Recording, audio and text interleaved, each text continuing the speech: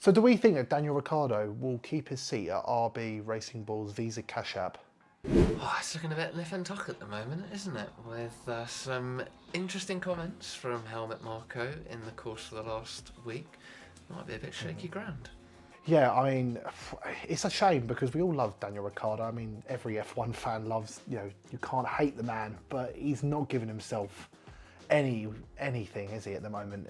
No, we all sort of thought that him coming back in, Red Bull, family, he's done well at Red Bull previously. That might rejuvenate him into finding his former glory. Well, yeah, I mean, he's had 9 race wins, hasn't he, over the period of his career in Formula One. Eight race wins.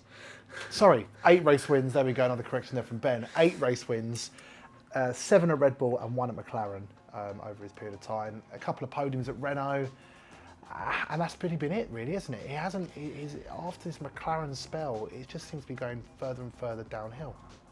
I think the problem is that we've seen over the course of Danny Rick's career is he came in and beat Sebastian Vettel, which many people were completely overawed by. But after that, his career has been one of being outshone by younger teammates, most notably Max Verstappen and Lando Norris. And I wonder if this is a continuation of that trend. Yeah, I think, the trend, do you reckon the trend is just starting to halt him again? Again this year, it's just kind of going back to bite him in the arse again. It's possible. I mean, it hasn't been particularly fantastic team harmony at RB this year compared to maybe some other teammates he seems to have got on better with in the past. Bahrain obviously comes to mind, the events after the race. Yep, exactly. Yuki not happy with the team orders there, was he? I think he's not, I don't think he's impressed with Daniel's start, and he's thinking, well, hang on a minute, if Daniel's doing worse than me, why am I being told to let him past? It's almost, I guess maybe he even felt that because Daniel can be also looked at as the golden child of Red Bull sometimes. He's been given a second chance. I know, obviously, Max is the golden child of Red Bull, but Daniel's almost kind of like the personality of Red Bull, isn't he? He's their marketing. They do have a very big soft spot for him. So does he think that he's almost getting the piss taken out of him? The thing with Tsunoda is that all the while Honda is on the side of the car, he's in that seat. But I think both of them haven't really done amazing job over the course of the last few seasons. I'd say Tsunoda is slightly ahead, but as soon as that Honda badge is taken off of the car and it becomes Ford, I can't really see him carrying on into the next seasons with the Red Bull family as Perez is doing well. Or you reckon that the Ford badge going on there, they're going to now recruit Logan Sargent to take over Yuki, yeah? Well, that's not. There could be other better American drivers. Any American driver is better. Here's Scott Speed's coming out of retirement to potentially get in their seat. But yeah, no, I completely agree. I agree. Once that Honda deal goes, Yuki's obviously the pressure of that. Plus, he's against one of Red Bull's golden children. He's obviously feeling that. But back to Daniel again. Daniel, I think Red Bull want to keep him for the marketing purposes. It's huge for the marketing. Exactly, huge marketing potential with Daniel obviously being one of the biggest names on the grid and biggest personalities. But the performances just aren't coming, are they? After Bahrain, we both said, wow, that was poor from Daniel. But after Saudi, okay, he did have that 41-second pit stop that we didn't see on the live TV. He had that, and that was obviously we didn't see at the time. But yeah, he was stuck in the pits for 41 seconds due to whatever that was. But the spin on the second to last or last lap that he did out of nowhere, just a big pirouette. It's that was just an embarrassing, spinning the car. You're not fighting anyone, just to spin it for no reason. I think RB, initially the car was heavily praised in testing, and when it came to Bahrain, it was more of the same. I don't think the team has taken that much of a step forwards, and the key problem is that they're causing animosity within the team over 13th, 14th. It's nothing really insane result. It's not like they're going for points. The thing with RB is the landscape has changed for Daniel Ricciardo over the course of the last few seasons. The Red Bull team that he left in 2018 has changed, and we have no longer got Franz Tost as the head of the team. We've got Lauren Mekas, and that is also going to play in for potentially unsettling Danny Rick as well. Who knows? You know, the RB could have similar characteristics to what the McLaren has, hence why he might be struggling again at RB. You know, we don't know. I mean, it's quite confusing because on the Red Bull, the actual Red Bull, not Racing Bulls, Red Bull simulator, when he was being put in there, they said that he was, you know, not far. I mean, he was, okay, obviously not close, but he wasn't too far off Max Verstappen in the simulator. So they were saying that this is why he got the RB seat. You know, he took him to Silverstone. They gave him a shakedown in the car. He had I don't know how many laps he had, but they were really impressed with the lap times he was setting in that car.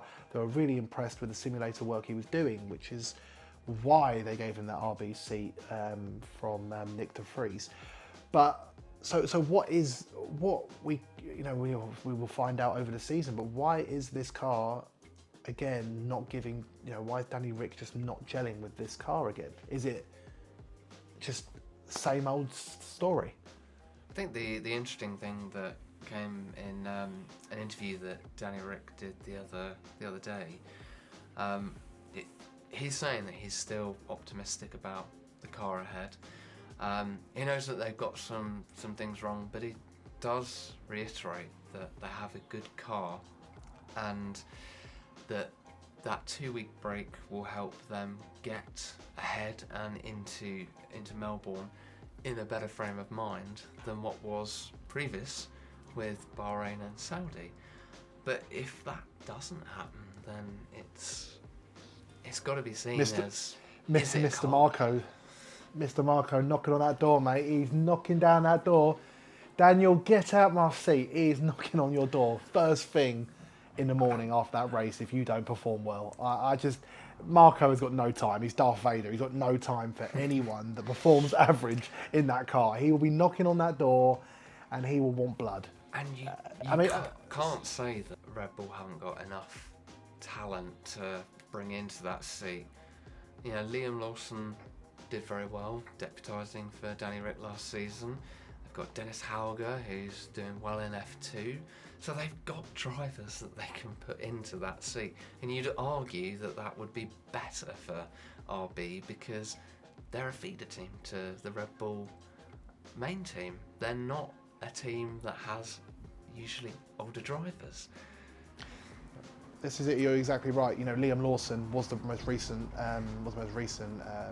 Red Bull driver to show that he got in that car, outperformed Nick de Vries, and we don't know it I haven't seen data comparisons to Ricciardo, but especially coming, out of F2 and been put in that car, he performed so well. Ollie Behrman, again, he is the most recent example, obviously in a Ferrari, but again, performing so well at the top pinnacle of motorsport, thrown in the deep end, and they're performing at very, very, very high thresholds. So this again, for the likes of Daniel Ricciardo, will put him under even more pressure.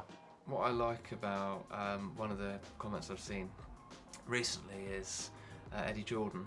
Like Eddie Jordan, fantastic eye for talent in the Formula One paddock. And he says that Danny Rick has to pull something out of the bag. I liked it. He said he cannot rely on having the best smile in F1 anymore. But I really want to see some of those excellent late-braking manoeuvres that Daniel Ricciardo is well known for. I do think now Danny Rick's into his 30, I think 34 is what I was reading, and I have to say that as much as I like Danny Rick, I think his time is coming to an end in Formula One. Unfortunately, it's very marketable, very nice, but I'm just not sure anymore about whether he can retain that RBC. So Daniel Ricciardo hopefully pulls something out of the bag and this season gets better. You know, like Lewis Hamilton last season, second half of the season, hopefully gets better, but you might not have enough time for that. Anyway, Ben, any last words for anyone? I think we'd like to see Danny Rick go forwards. I'd really like him to, as he said in his quote the other day to a newspaper, kick some arse. But we'll have to see in Australia and going forwards whether that is the case. So don't forget to comment, like and subscribe. See, I did it, Ben. I did it right. Excellent. Good. You train you well.